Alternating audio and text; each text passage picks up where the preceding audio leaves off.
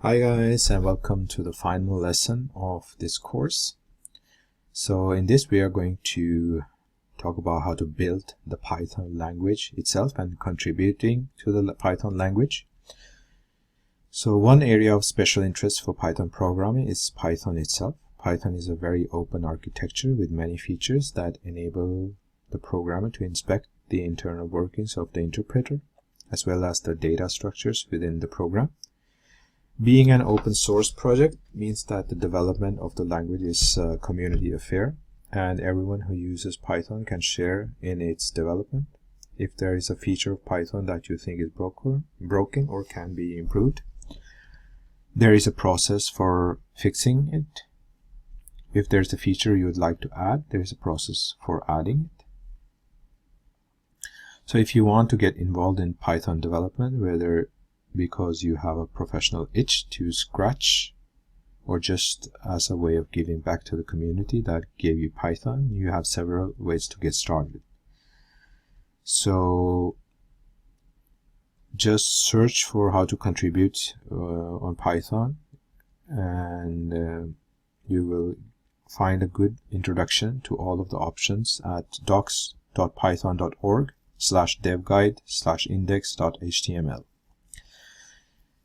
And fixing bugs, perhaps the most obvious place to start getting involved with Python is fixing bugs. The very act of reporting bugs is a useful contribution, but supplying fixes is even better. There is an official bug tracker application, and before submitting a bug, you should check whether it has already been reported and what if anything is being done to fix it. If it's a new bug, you can fill in a report and optionally supply a fix. Once the bug has been reported, the tracker supports a conventional model whereby users can suggest fixes, comment on patches, and so on. So the bug tracker has its own homepage, and then you can also contribute by documenting. In most open source projects, it is easier to get someone to write code than to get someone to write documentation.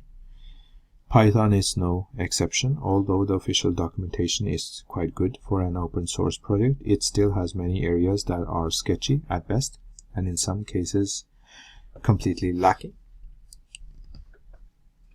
And you can see that in the examples that we have given in the ticks module in section 4. Several ticks widgets are available that are not described in the official documentation. Volunteering to document some of these darker corners of Python is worthwhile endeavor, and one that provides a relatively gentle introduction to open source community. Documentation issues are reported on the standard Python bug tracker that you can use to submit bug reports and suggested fixes. If you want to get more fully involved, you can subscribe to the docs@python.org mailing list, or just you can find more specific details on the process on the website.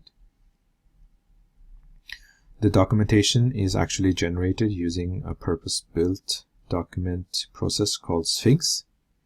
The Sphinx content is created in restructured text, or REST, a lightweight markup system similar to that used on many wiki pages.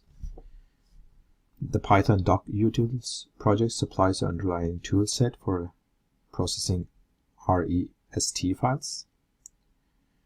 Definitely check the Sphinx website, which is sphinx-doc.org/index.html.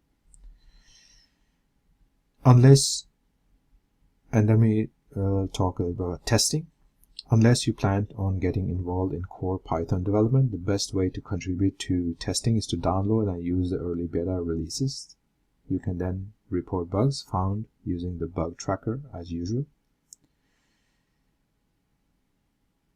Then you have the adding features section. If your itch is not due to a bug but due to missing or incomplete feature, either in the Python language itself or in a module, you should consider submitting the idea to the Python Ideas mailing list.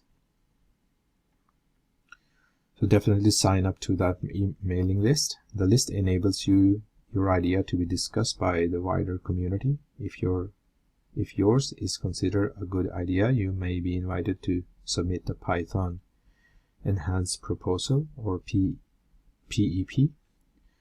It must be said you have far more chance of getting a module change approved than a core language feature, but language changes do happen, and if it's a good idea, it is worth trying. And the last one is attending conferences. Another altogether easier way of getting involved in the Python community is to attend the various local user groups and conferences held every year. These afford opportunities to learn about Python and its infrastructure, hear about successful projects based on Python, and of course to present your own experience with Python. So several major international Python conferences are held annually, as well as some smaller events, either focused on a local area or special interest groups. So details of these are often announced online and in the various Python mailing lists. So definitely check out Python events on the python.org website. Okay guys, that's it for this section, and also as well for this course. And there will be a small rounding up video at the end of this section. So see you at the last one.